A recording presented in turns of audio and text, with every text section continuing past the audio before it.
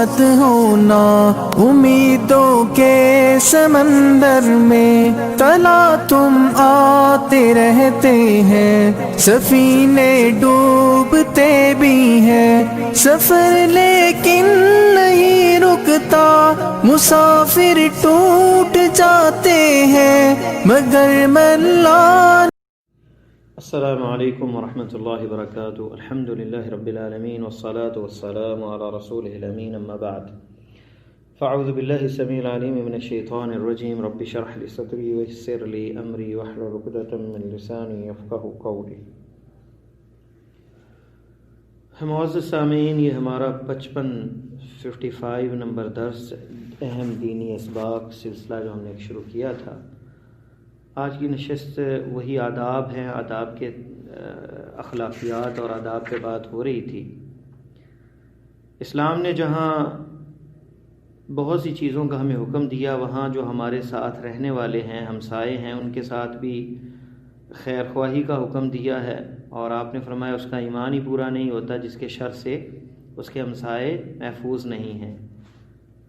تو ہمسایوں کے ساتھ ساتھ جو ہمارے آپس کے ریلیشنز ہیں بڑے اور چھوٹے کے، ان کے بارے میں بھی آپ نے فرمایا ان من اجلال اللہ اکرام ذی شیبہ المسلم وحامل القرآن غیر الغال فیہ والجافی عنہ واکرام ذی السلطان المقسط، رواہ ابو داؤد وہو صحیح۔ اس حدیث میں آپ نے فرمایا کہ اللہ تعالیٰ کی تعظیم میں سے یہ ہے کہ ہم جو بوڑھا آدمی ہے اس کا اکرام کریں، قرآن کے حامل کا، حافظ کا احترام کریں، جو اس میں غلو کرنے والا نہیں ہے اور نہ ہی اس کی مخالفت کرنے والا ہے۔ اسی طرح جو حکمران ہے، جو ہمارے اوپر جس کی ذمہ داری ہے، اس کا جو عدل کرنے والا ہے اس کا بھی احترام اور اکرام کریں۔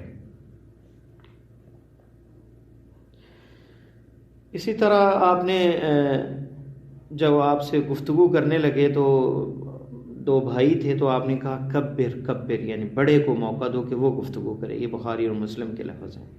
تو بڑے کا احترام کرنا۔ ابو داؤد اور ترمذی میں ایک حدیث ہے، آپ نے فرمایا لیس منا من لم یرحم صغیرنا ویعرف شرف کبیرنا، وہ ہم میں سے نہیں ہے جو چھوٹے پہ رحم نہیں کرتا اور بڑے کی عزت نہیں کرتا، احترام نہیں کرتا۔ چھوٹے کے ساتھ رحمت کا معاملہ، احسان کا کیا جائے۔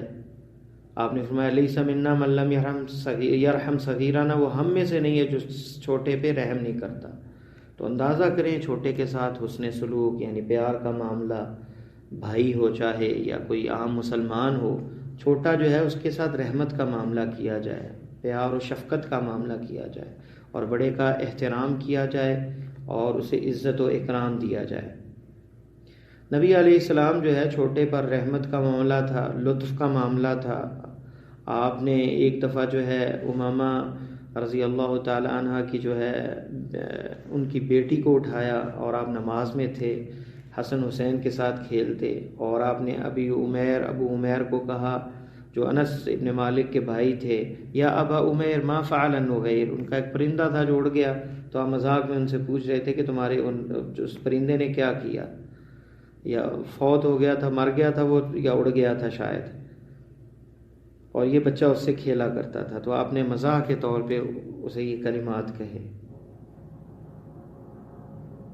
تو یہ اخلاقیات میں سے ہے۔ اسی طرح اگر کسی کے ہاں کوئی بچہ پیدا ہو تو اسے جو ہے مبارکباد دینا، اس کے لیے دعا کرنا، جیسا کہ صحیح مسلم میں حسن بصری رحمۃ اللہ علیہ سے ہے کہ انہوں نے ایک آدمی کو جو ہے یہ تہنیت کے یہ کلمات سکھائے کہ آپ کسی کو اگر برکت دعا دینی ہے، جس کے بیٹا پیدا ہوا ہے، تو کہنا ہے بورک لک فی الموہوب، اللہ برکت دے اس بچے میں جو تمہیں ہبہ کیا اللہ نے، وشکرت الواہب، اور شکر کرو اس دینے والے، عطا کرنے والے کا، وبلغ رشدہ، اور اللہ کرے یہ اپنی بلوغت کی عمر کو پہنچے، وَرُزِقْتَ بِرَّهُ، اور تو اس کی نیکی اور اس کا احسان پائے۔ اور ایک روایت میں یہ لفظ ہے، یہ کہو جعل اللہ مبارکن علیک وعلی امت محمد صلی اللہ علیہ وسلم، اللہ اسے مبارک بنائے تمہارے لیے اور امت محمدیہ کے لیے۔ یہ طبرانی کی سند حسن کے ساتھ یہ روایت ہے۔ اسی طرح حسین رضی اللہ تعالی عنہ نے بھی ایک انسان کو یہ تہنیت کے کلمات سکھائے. کسی کو اگر بیٹا ہو تو کیا کہا قل بارک اللہ لک فی الموہوب، اللہ تمہارے یہ موہوب میں، اس بچے میں برکت ڈالے. وشکرت الواہب، اور ہبہ کرنے والا جو ہے اللہ اس کا شکر کرنے کی توفیق دے. وبلغ اشدہ، اور اسے اللہ تعالیٰ اس کی بلوغت کی عمر کو پہنچائے. ورزقت برا، اور اللہ اس کی نیکی تمہیں نصیب فرمائے اور اس کا احسان. اور جس کو یہ دعا دی جائے اسے چاہیے کہ وہ جواب میں یہ کہے بارک اللہ لک و بارک علیک و جزاک اللہ خیرا اور رزقک مثلہ و اجزل اللہ ثوابک. اس طرح کے کلمات اسے جواباً، جس کو مبارک کہا جائے وہ جواباً یہ کلمات کہے. اسی طرح اگر فوتگی ہو جائے، کسی کا کوئی فوت ہو جائے قریبی، تو اسے جو ہے تعزیت کی جائے اس کے ساتھ. نبی علیہ السلام فرمایا من عزا اخاہ المؤمن فی مصیبت، کوئی بندہ کسی کو تعزیت کرتا ہے اپنے مومن بھائی کو کسی مصیبت میں، کساہ اللہ حلۃ خضراء، اللہ اسے سبز لباس پہنائیں گے. ویخبر بہا یوم القیامہ، قیامت کے دن روز فخر کریں گے اس کے اس لباس پر. آپ سے پوچھا گا قیل یا رسول اللہ ما یخبر، کیا خبر ہوگی؟ قال یغبط، یعنی لوگ فخر کریں گے اور رشک کریں گے اس کے اس لباس پر. یہ خطیب نے اپنی تاریخ بغداد میں اور ابن عساکر نے روایت کیا، اور اس کا شاہد ابن ابی شیبہ کے پاس ہے، اور یہ حسن درجے کی حدیث ہے. شیخ البانی نے ارواء الغلیل میں 15 نمبر حدیث کے تحت اس کو حسن کہا ہے. تو تعزیت یہاں بشارت ہے، خوشخبری پہ، اچھی جگہ پہ جو ہے بندہ، کسی کو بیٹا پیدا ہوا ہے تو انہیں جو ہے مبارک کہتا ہے. اسی طرح اگر مصیبت کوئی آ جائے تو تعزیت بھی کی جائے. اور جو ثابت ہے نبی علیہ السلام سے، جو آپ کی نے اپنی بیٹی کو یہ کلمات کہے ان للہ ما اخذ، اللہ کے لیے وہ ہے جو اللہ نے لے لیا، وللہ ما اعطا، اور اللہ کے لیے یہ ہے جو اللہ دے دے. وَلِكُلِّ شَيْءٍ عِنْدَهُ إِلَى أَجَلٍ مُّسَمًّى، ہر ایک کی ایک حد مقرر ہے، زندگی ہے، اس تک وہ رہتا ہے. فَلْتَصْبِرْ وَلْتَحْتَسِبْ، بس صبر کرو اور اللہ سے اجر کی امید رکھو. یہ بخاری اور مسلم میں لفظ ہے. تو یہ بہترین وہ حدیث ہے تعزیت کے لیے. ہم کیا کہیں؟ اللہ کا حکم ہے، جو اللہ نے دے دیا اور جو اللہ نے لے لیا اسی کا تھا، اور ہم نے سب نے اسی، اور موت کا ایک وقت مقرر ہے، بس صبر کرو اور اللہ سے اجر کی امید رکھو. اس طرح اب ام سلمہ رضی اللہ تعالی عنہا کے شوہر کی وفات، شہادت پہ ان کے گھر آئے تو کہا اللہم اغفر لأبی سلمہ، اے اللہ ابی سلمہ کو معاف فرما. ورفع درجاتہ فی المہدیین، اور ان کا درجہ بلند فرما مہدیین میں. واخلفہ فی عقبہ فی الغابرین، واغفر لنا ولہ یا رب العالمین، وافصح لہ فی قبرہ ونور لہ فی، یہ صحیح مسلم کے لفظ ہیں. انہیں معاف فرما، ان کی قبر کو منور فرما، ان کی قبر کو کھول دے، ان کا جو پیچھے وارث پیدا فرما، جو پیچھے رہ جائیں ان کے خلیفہ بنا ان کے گھر والوں میں سے، اور ہمیں بھی معاف فرما. تو یہ آپ نے دعا کی، اور یہ آپ نے تعزیت جو ہے، اگر 3 دن کے اندر بندہ تعزیت نہ کر سکے، جب بھی ملاقات ہو یا جب بھی جانا ہو تو بندہ تعزیت کر سکتا ہے، کیونکہ نبی علیہ السلام نے آل جعفر کو 3 راتیں گزرنے کے بعد جو ہے یہ تعزیتی دعا کی تھی اور یہ دعا دی تھی. اب یہ محرم کا مہینہ ہے، اس مہینے کے اندر تعزیت مجالس ایسی منعقد کی جاتی ہیں جس میں رویا جاتا ہے حسین رضی اللہ تعالیٰ عنہ کی شہادت پر، مرثیے پڑھے جاتے ہیں، نظمیں پڑھی جاتی ہیں، قصیدے اور تقاریر کی جاتی ہیں. کیا ان چیزوں کا کرنا درست ہے؟ ہرگز درست نہیں، کیونکہ 3 دن سے زیادہ جو ہے سوگ منانا، تعزیت کرنا، یہ اسلام میں بالکل بھی جائز نہیں ہے. اور خاص کر نبی علیہ السلام نے تاکید فرمائی ہے. آپ نے فرمایا صحیح حدیث کے اندر کیا لفظ ہے؟ من ضرب الخدود وشق الجیوب، جس نے اپنے چہرے کو پیٹا اور اپنے کپڑے پھاڑے، فلیس منا، وہ ہم میں سے نہیں ہے. اور آپ نے ایک اور روایت میں جو ہے منع فرمایا اس سے، الصالقہ سے، اور الحالقہ، الصالقہ، الشاقہ، اس سے برات کا اظہار کیا. وہ عورت جو چیختی ہے مصیبت کے وقت، وہ عورت جو کپڑے پھاڑتی ہے، اپنے بال منڈوا لیتی ہے، تو آپ نے ان چیزوں سے منع فرمایا، اور کبیرہ گناہوں میں سے ہے. اور اللہ تعالیٰ قرآن میں فرماتے ہیں وَتَعَاوَنُوا عَلَى الْبِرِّ وَالتَّقْوَى وَلَا تَتَعَاوَنُوا عَلَى الْإِثْمِ وَالْعُدْوَانِ، نیکی کے کام میں تعاون کرنا چاہیے اور برائی کے کام میں تعاون نہیں کرنا چاہیے. تو نہ ہی ان کے کسی ایسے پروگرام میں شرکت کی جائے، نہ کسی مجلس میں شرکت کی جائے، اور نہ ہی جہاں پیٹا جاتا ہے. یہ بہت بڑا گناہ ہے. آپ نے فرمایا ہم میں سے نہیں ہے جو پیٹتا ہے. تو حسین رضی اللہ تعالیٰ عنہ مظلوماً شہید ہوئے. ان سے پہلے عثمان رضی اللہ تعالیٰ عنہ شہید کیے گئے. عمر رضی اللہ تعالیٰ عنہ خلیفہ ثانی جو ہے انہیں شہادت ملی. اسی طرح آپ کے چچا حمزہ رضی اللہ تعالیٰ عنہ کا مسئلہ کیا گیا، انہیں شہادت نصیب ہوئی. تو آپ نے کسی پہ نہ پیٹے، نہ کوئی اس طرح کے مجالس منعقد ہوئی، نہ ان کی برسیاں. نہ اب 1400 سال سے زیادہ عرصہ گزر چکا ہے، 14 صدیاں، ہزاروں سال گزر گئے، اور ہر سال اگر ہم جو فوت شدہ ہیں ہر ایک پہ ماتم کرنے لگ جائیں تو ہمارا پورا سال ہی جو ہے پیٹتے ہوئے گزر جائے. تو انسان پتہ نہیں کہاں، نہ دین اس کی اجازت دیتا ہے، نہ شریعت دیتی اجازت، نہ اخلاقیات دیتی ہے.